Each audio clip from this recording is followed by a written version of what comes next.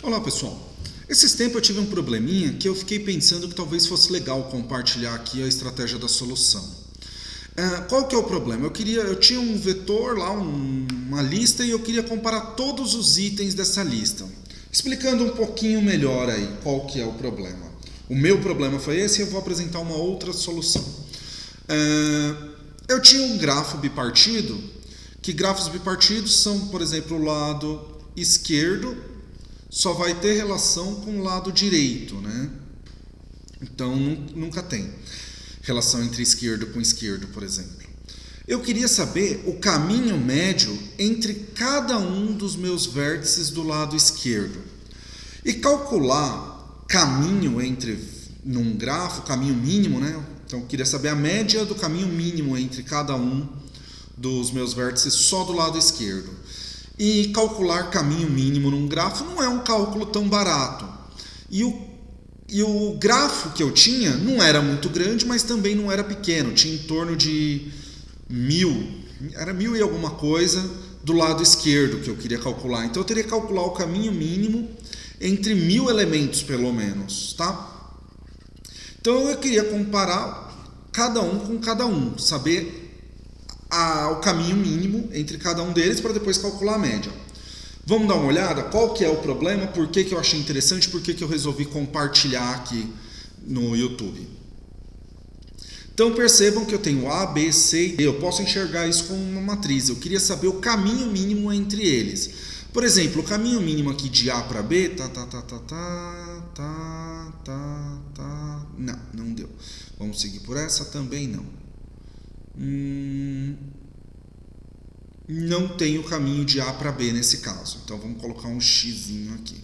Uma coisa interessante, o caminho de A para A é 0, de B para B é 0, de C para C é 0 e de D para D é 0. Vamos ver agora, então de A para B eu não achei caminho. De A para C, esse eu vou ter caminho? Vou. Então vamos lá, de A para C. Vou seguir por aqui, vou seguir por aqui, vou seguir por aqui e seguir por aqui. Vamos ver, 1, 2, 3, 4. Então, posso dizer que o caminho de A para C é 4. Certo? Lembrando, isso aqui é um grafo bipartido não dirigido. Então, A para B vai ser igual a B para A. Então, se eu não tenho o caminho de A para B, eu também não tenho o caminho de B para A. Se o meu caminho de A para C é 4, o meu caminho de C para A também vai ser 4. E isso vai seguindo de uma maneira que D para A vai ser igual a A para D. Então, se a gente for ver, eu só vou precisar da triangular superior dessa matriz. Ela é uma matriz simétrica, na qual eu não preciso da diagonal. A diagonal é sempre 0, eu já sei. E a triangular inferior dela vai ser igual à triangular superior, por isso que ela é simétrica. Logo, eu não preciso calcular a inferior e a superior. Se eu calcular só a triangular superior, eu já sei que embaixo é a mesma coisa. Então, eu posso calcular só o caminho médio disso aqui. Tá? Isso é interessantíssimo, porque eu falei, calcular o caminho mais curto entre dois vértices não é um cálculo tão barato. E aqui eu estou fazendo uma matriz 4x4 que eu estou usando como exemplo. Mas o meu problema era uma matriz 1000, vamos por aí, 1500 por 1500. Já é uma matriz muito maior. Se eu conseguir reduzir isso, é maravilhoso. Tá? Então, ao invés de eu calcular 1000 vezes 1000, eu posso só calcular a soma dos elementos de uma progressão aritmética de 1 a 1000. Tá? Progressão aritmética, podem ver, tem um outro vídeo na parte de matemática explicando o que é. Então, se você fizer o cálculo lá da soma dos elementos de 1 a 1000, vai ser a quantidade de elementos que eu tenho que calcular. 1000 vezes 1000 é muito maior, né? Vamos pegar aqui nesse nosso exemplo só para ter uma ideia. Aqui eu teria que calcular 1, 2, 3, 4, 5, ao invés de 4 vezes 4, 12. Então vejam que eu vou calcular menos da metade. Saiu de 5, foi para 12. Isso no caso aqui também seria assim, seria menos da metade de 1000 vezes 1000. Que 1000 vezes 1000 daria 1 milhão aí mais ou menos. Mais ou menos não exatamente, desculpa. 1000 vezes 1000 vai dar ali 1 milhão. Tá? Então ao invés de eu calcular 1 milhão de elementos, eu sei que eu consigo calcular menos de 500 mil. Tá? Quem quiser depois faz a conta do somatório de uma progressão aritmética que vai conseguir ver. Beleza, legal. O problema foi meu, tudo bem explicado e eu resolvi. Não é um problema complexo, é um problema cotidiano dentro da programação. Então vamos ver como resolver ele em Python. Acho que é mais interessante ver o código aqui, uma resolução. Eu vou simplificar ele um pouquinho. Como que eu irei simplificar? Ao invés da gente pegar um grafo, criar, construir para deixar o vídeo mais curto, eu vou propor aqui a ideia de a gente descobrir a diferença média de idade em uma turma. Vamos pensar que uma turma de graduação em que tem pessoas aí. Uma pessoa com 18 anos, uma com 19, uma com 20, uma com 21, outra com 23, 25 e 30, tá? Então temos aqui 1, 2, 3, 4, 5, 6, 7 idades, 7 pessoas, cada uma com a sua idade. E eu quero saber qual que é a diferença média de idade de cada um deles. Então, para saber a diferença média de idade, eu vou ter que saber, do 18 para o 19 eu tenho 1 ano de diferença. Do 18 para o 20 eu tenho 2. Do 18 para o 30 eu tenho 12. Então eu vou ter que comparar um por um e depois calcular a média, né? Lembrando, média é a somatória dos elementos da nossa lista dividido pela quantidade de elementos da lista. Falando em programação, falando aqui no Python. Então a primeira coisa que eu vou fazer é criar aqui uma listazinha com a diferença. Nela eu vou armazenar a diferença de idade entre cada um deles, né? Que nem eu fui falando aqui, agora eu vou fazer esse armazenamento. 18 para 19, 1. 18 para 22, tá? Então eu vou armazenar nessa lista chamada diferença. E agora que vai vir a grande sacada para comparar todos os elementos do vetor com todos os elementos. Eu vou fazer um for, só que eu vou usar uma estratégiazinha diferente. Eu vou colocar aqui uma posição e o valor que eu estou comparando, tá? Porque eu vou usar um enumerate.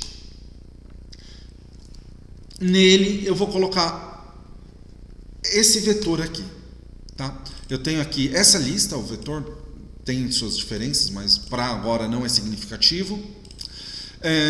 Tenho as idades. Então eu vou fazer o for pelas idades que eu tenho ali, só que com o enumerate. Esse enumerate ele vai retornar para mim a posição que eu estou dentro dessa lista, nessa variável posição. Tá? Então aqui é o valor que está na lista, que eu estou passando por ele, que eu estou fazendo o comparativo no momento, estou comparando. Então, por isso que eu chamei a variável de valor comparando. É o valor que eu estou comparando e a posição desse valor que eu estou comparando. Ok? E dentro desse for, eu vou usar outro for com o valor seguinte. Tá? Então eu vou caminhando pelo meu vetor. Uma coisa, voltando lá para o nosso... Aqui, vou até subir um slide, colocar aqui no cantinho. Então, o que eu estou fazendo? 18, 19, 30.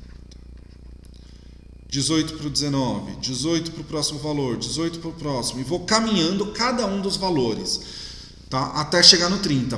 Com 19, 19 para o 20, 19 para o outro, 19 até chegar no 30. Então eu vou fazer esse processo que eu estou chamando aqui de caminhar, né? Eu vou caminhar pela minha lista, andando posição por posição. Então eu vou ter o valor comparando e o valor seguinte. Vamos lá? Então agora vem aqui a sacada onde eu uso posição. No idade, na minha lista idade, na posição dele, qual posição? Na posição mais 1. Por que mais 1?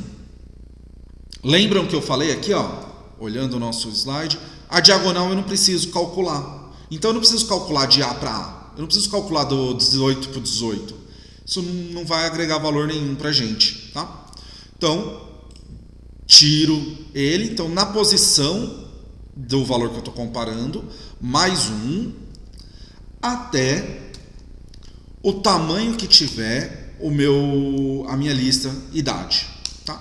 Então, eu vou pegar da posição que eu estou mais 1 até o final. Com isso, eu consigo calcular todos os valores caminhando ali, né, pela minha lista, sem repetir. Então, eu vou calcular do 18 para o 19, do 19 para o 20, do 18 para o 19, do 18 para o 20, do 18 para o 21, do 18 para o 23, do 18 para o 25 e do 18 para o 30. Próxima iteração do loop externo. Tá? Isso eu fiz no loop interno. Agora, no loop externo, mudo a posição para o 19. Do 19 eu vou calcular no loop interno aqui. 19 para o 20, 19 para o 21, 19 para o 23, 19 para o 25, 19 para o 30. Percebam que a quantidade de cálculos que eu vou fazer é uma progressão aritmética. No primeiro eu vou calcular 1, 2, 3, 4, 5, 6. No segundo eu vou calcular 5. No terceiro eu vou calcular 4. Por isso que o somatório dos elementos de uma PA, de uma progressão aritmética, dá a quantidade de iterações exatas que eu estou realizando para esse meu cálculo. Beleza? Já a gente vai ver isso um pouquinho mais exemplificado. Então, aqui agora eu vou fazer a minha diferença, vai ser igual. Só que eu vou chamar esse aqui de diferença idade. Tá? Porque vai ser a lista e eu vou criar uma variável chamada diferença. Para dar um passo a mais, mas vai valer a pena para ficar mais fácil de entender. Então a diferença vai ser o valor seguinte menos o valor que eu estou comparando, tá? Então vai ser o valor que eu estou comparando é o 18 menos o seu valor seguinte, o 19. Ok? E no diferença idade, eu vou adicionar, dar o append, diferença. Beleza? Pronto. Com isso eu já cheguei ao meu resultado. Vamos olhar aqui o vetor, a saída disso, né? O vetor, a lista ali que ela retorna. Então, print diferença idade. Vamos ver como ficou. Ó, do 18 para o 19 tem 1. Do 18 para o 22, assim vai indo, até chegar no... Esse aqui é a primeira comparação, que é a do 18. Reparem que essa aqui já vai ter um elemento a menos, essa vai ter a menos, e assim vai indo. Tá, mas tá meio confuso ainda, né? Vamos fazer alguns detalhezinhos para a gente conseguir visualizar. Eu vou colocar um contador aqui, colocar ele como 0. E vou colocar uma quebra aqui para a gente poder visualizar a saída do loop interno. Toda vez que eu passar pelo loop externo, não é pelo meu for externo, eu conseguir visualizar isso de maneira mais clara, tá? E eu vou apresentar o meu contador aqui. Eu vou dar um cont mais igual a 1, ou seja, ele começa com 0 e a cada vez que ele passar aqui ele soma 1. E eu vou imprimir ele. Dar um print aqui nele no cont de contador. Vamos ver como ficou agora? Olha que bacana. Visualmente melhor, fica mais elegante de ver. Então 1, 2, 3, 4, 5, 6. Esse é o meu contador, tá? Então, meu contador deu 6 iterações aqui. Nesse, ele vai ser a iteração 7, 8, 9, 10 e 11. Opa, antes foram 6 iterações, agora só 5. Agora, só 4 iterações. 3, 2 e 1. Voltando lá naquela nossa matriz, né? É o que acontece mesmo, só que eu estou fazendo de trás para frente. Aqui eu faria 2 cálculos, depois 1, e assim vai indo, né? Como ali era número par, 2 vezes aparece o 2. Mas isso resolve. Aqui, como é número ímpar, ficou mais fácil. Tá? Então, mas a nossa proposta era saber a média. Como que eu posso saber a média? Criar aqui uma variável média. A média é igual ao quê? A soma de todos os elementos do meu vetor dividido pela quantidade de elementos que tem nesse vetor. Opa, só que eu quero diferença e idade. Beleza? Aí agora eu vou dar um print A média de diferença de idade é... E vou dar aqui um mais... Tenho que fazer o cast aqui para ser uma string. Média. Tá? Então vamos apresentar aqui o resultado. Então a média é 4.8571428, aí assim vai indo. Tá muito feio. Vamos arredondar essa média para deixar só 2 números como decimal. Round 2. Esqueci de fechar o do round.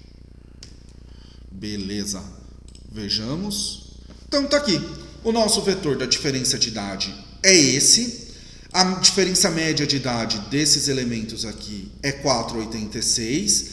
E eu consegui fazer uma quantidade de iterações inferior à metade do que eu faria no pior caso, né? Então, se fosse um cálculo caro, aqui a gente está fazendo um cálculo que não leva segundos para fazer. Se fosse um cálculo caro, isso faz muita diferença, tá? Então, quando a gente vai programar, não adianta só pensar se está resolvendo o problema. Quando é uma coisa muito pequena, beleza, mas quando você vai para o mundo real, normalmente você tem que trabalhar com valores grandes. Esse vetor aqui, que aqui a gente está brincando com 7, é normal ser 7 milhões no mundo real. Nem eu falei, o gráfico que eu estava trabalhando era um gráfico pequeno, ele tinha 1.500 vértices do lado esquerdo. Não é um grafo grande. Eu chego a trabalhar com grafos que às vezes tem 700 mil, não é raro. Então, assim, se não otimizar a programação, você vai impactar todo o andamento da sua programação. E aí você vai usar uma quantidade absurda de recursos para entregar exatamente a mesma coisa que você poderia entregar em muito menos tempo. Beleza? Então é isso que eu queria trazer. Foi um problema que eu passei real, fiz uma simplificação, mas a gente conseguiu resolver um outro problema aqui e aprendeu uma estratégia legal, elegante, inteligente de comparar todos os elementos de um vetor com todos os elementos. Obrigado!